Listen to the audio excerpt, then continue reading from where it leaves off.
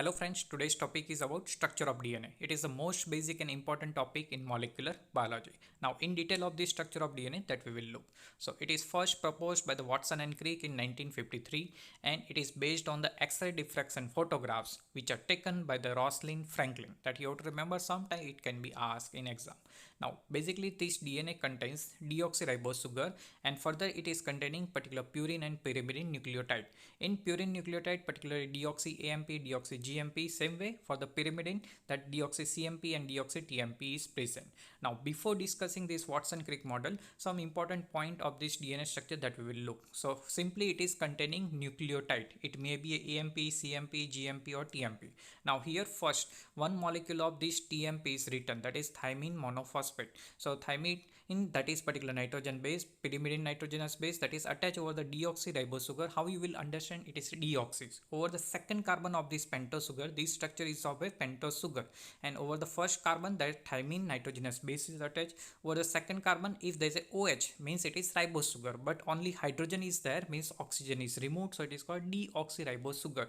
Third carbon, fourth carbon and fifth carbon. So generally over the fifth carbon phosphate is attached. Now further this TMP, so over that particular third carbon is free and over that third carbon that another particular nucleotide is attached. But here one more point you have to remember, sometime it is asked in the exam, this thymine nitrogenous base is attached over this deoxyribose sugar with the help of N-glycosidic bond. That is basic thing that already we have discussed. But further this TMP that will attach with the another nucleotide with the help of phosphodiester bond. So you have to remember this one is the phosphodiester bond, while this nitrogenous base and deoxy sugar that will attach with the N-glycosidic bond. Now this phosphodiester bond that is made with the one molecule that is CMP. So TMP is attached over the CMP. So what happened, how it will attach? So CMP, the fifth carbon, that phosphate with the help of this fifth carbon, third carbon and molecule will be attached. So that is making phosphodiester bond. But over this CMP again that third carbon is free. Again you can look that over the second carbon only hydrogen is there, means it is deoxyribose sugar. Further over the CMP molecule one more nucleotide is attached, that is AMP. So AMP will attach, CMP will attach and TMP. So this particular sequence, now you have to remember that attachment that is going in a direction of 5' to 3', because there is a 3' end that is free over the AMP. So further one more nucleotide that can be added over the site of 3' of the AMP. So now this sequence that is also most important to understand this particular genetic information, because the whole in structure what is common, that ribose sugar and this phosphate molecule that is common in whole structure of this polynucleotide, but only difference related to the thymine, cytosine and adenine. So instead of this particular TMP, CMP and AMP, sometime it is shortly written as a TCA, but also it is not only TCA, because that polarity and sequence is most important, so it is generally written in a 5' to 3' direction. So only TCA is written, then you have to understand that over the 5' side there is a T, means TMP is present, next that is CMP and next that is AMP. So that is about the basic structure. Now Watson and Crick have described totally that structure of DNA and exact detail of this Watson-Crick model that we will discuss in this video.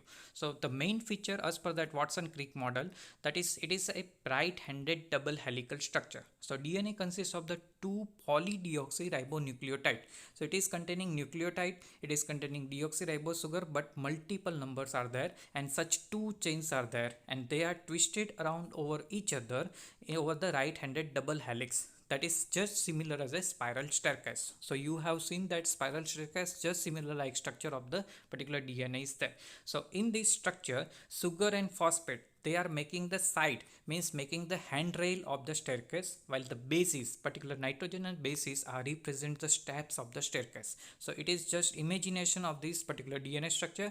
Handrail is made up with the sugar and phosphate and bases, they are making steps of the staircase. Further the bases are located over the right angle, means perpendicular to the helix. So over suppose that helix axis of this DNA structure and over that right handed perpendicular to that helix, that nitrogenous bases are there, and sugar are also over the right angle of the helix. So further here you can understand exactly, suppose that particular axis of this DNA is there.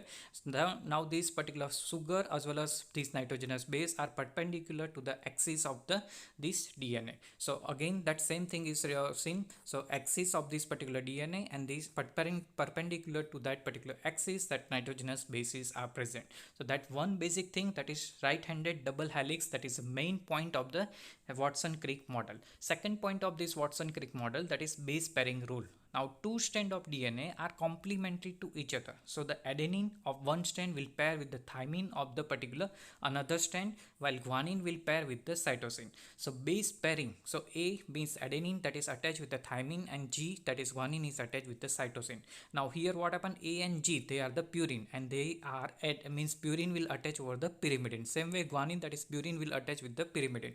So is called as a Chargaff's rule. And what is that Chargaff's rule? As per that, the number of purine is equal to number of pyrimidine, and this particular rule that is also useful for the detection of particular DNA in various molecular technique. So you have to remember, as per Chargaff's rule, it is very helpful to differentiate whether it is a particular sample of DNA or RNA. So that also it is a part of the DNA structure explanation as per the Watson-Crick. So Chargaff's rule that you have to remember.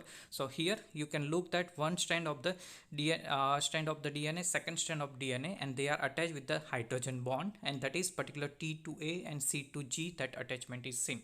So hydrogen bonding. So DNA strand are held together by hydrogen bond between the purine and pyrimidine. But how exactly hydrogen bond? So basically two hydrogen bond between A and T. So adenine and thymine, they have attached with the help of two hydrogen bond, while three hydrogen bond between C and G. So three hydrogen bond, that is somewhat more stronger, that so it is called CG bond or GC bond, that is more stronger than the AT bond. Now this AT bond, that is weaker, so most of the replication, during replication the opening of the DNA strand will be there, two strand will be separated, somewhat separation, and that is mostly occurring from this AT bond side. So because of this weaker side, it is easier to break, and mostly this replication will be started from the AT side, which is side apart from the CG side, means guanine and cytosine side. Now these particular three hydrogen bond are seen between C and G, means guanine and cytosine, three hydrogen bond, while between A and T there is only two hydrogen bonds are seen. Now one more thing you have to remember, when one strand, total two strand of the DNA are there, but with these two strand of DNA, they are running anti-parallel, means one strand that is running in a 5' to 3' direction, then 5' to 3' means opposite will again run in a 5' to 3' direction. So while the other one that is run in a 3' to 5' direction. So one is running from suppose that particular one is running from 5' to 3' side, then another one that will run again in a 5' to 3' side. So that both the end are running in a anti-parallel direction. So you have to remember, both have a complementary sequence, but complementary sequence they are running in a anti-parallel direction.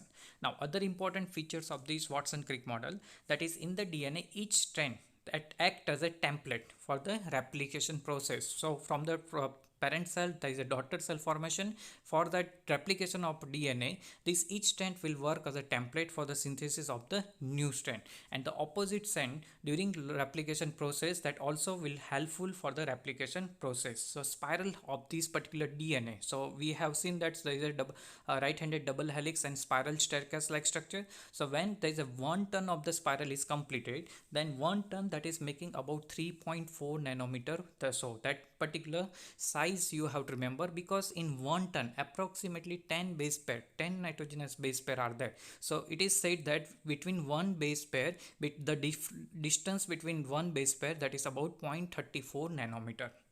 So thus adjacent bases are separated by 0.34 nanometer. Now diameter or width of this helix, that is about 1.9 to 2 nanometers. So that basic thing sometime it is asked in the exam also. Now there are major group and minor group in a structure of this DNA. So major group that is about 1.2 nanometer and minor group of about 0.6 nanometer. Now these group are also important for the attachment of protein, particular nucleoprotein, that is histone, that interact with the exposed bases over that side, and that is also responsible for the regulation of gene expression. So various gene expression method like particular methylation reaction is there, ribosylation reaction is there. So methylation and other important reaction that is helping for the gene expression, and that all occur with the help of this protein and this interaction with the DNA. Now basically this particular DNA molecule is always work as a negatively charged molecule, and over that histone molecule is attached, and they are attached with the help of hydrophobic and ionic bond. The ionic bond for the DNA is mostly working as a negatively charged molecule.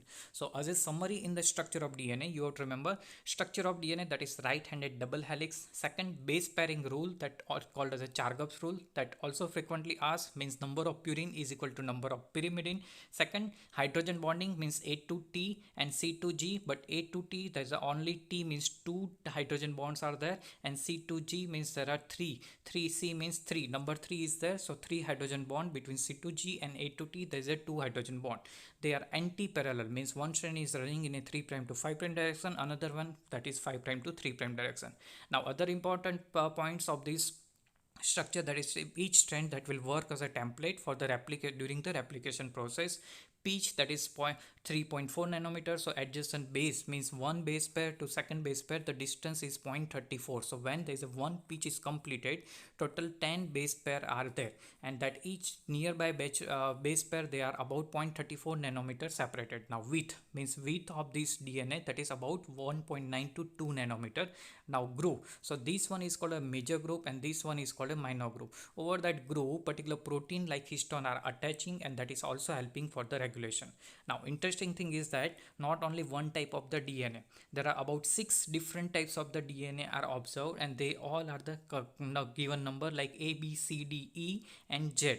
Now these A, B, C, D, E all are right-handed, and this Z DNA, that is considered as a left-handed DNA. In detail of these different types of DNA that we will look in separate video, but at present you have to remember this basic structure, and as per the Watson-Crick, how this DNA model is explained. So that's all about the structure of DNA.